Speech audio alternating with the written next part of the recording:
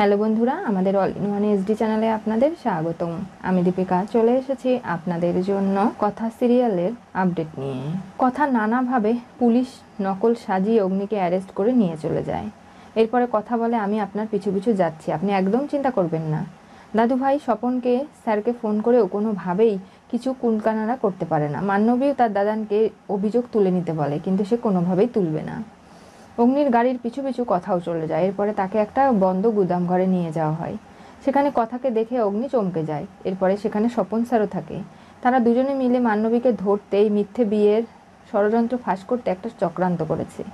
যেখানে অগ্নি বোঝায় যে আপনি যখন মান্নবীকে সিঁদুর পরেছেন আপনার হাতে আংটি ছিল, সেই আংটিটা কিন্তু কোনোভাবেই কোনোদিন আপনি পরতেন না।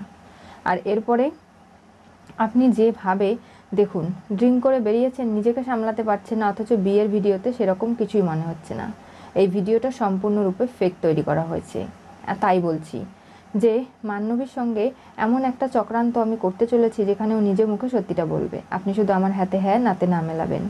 গোবরদেবী আমাকে এতটা নির্দোষ প্রমাণ করতে মরিয়া, ও সত্যিই আমাকে নিঃস্বার্থ ভালোবাসে। অগ্নিকে ভোর ভোর বাড়িতে আনে। এরপরে মান্নবীর তাণ্ডব শুরু হয়ে যায়। সে জ্ঞান হারানোর অভিনয় করলে সোফায় তাকে বসানো হয়। কথা নানাভাবে পুদিনা পাতার এক বালতি জল নিয়ে সে মাথায় ঢেলে দেয়।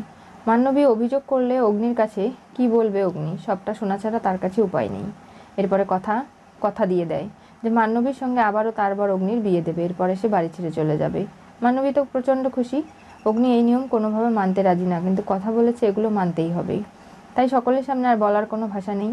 কথার এই সিদ্ধান্তে দাদান খুশি নয়, বলে কথাকে কোনোভাবেই বাড়ি থেকে সে চলে যেতে দেবে না। কি হতে চলেছে কথা সিরিয়ালের পরবর্তী টুইস্টে? মান্নবীর মুখে এক বালতি জল ঢাললো কথা অগ্নিকে ছাড়িয়ে পুলিশের থেকে।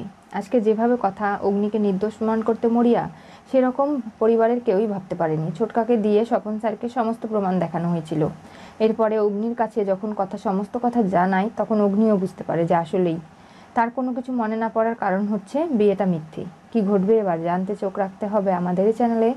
পাশে থাকা বেল আইকনটি অবশ্যই করে ক্লিক করুন।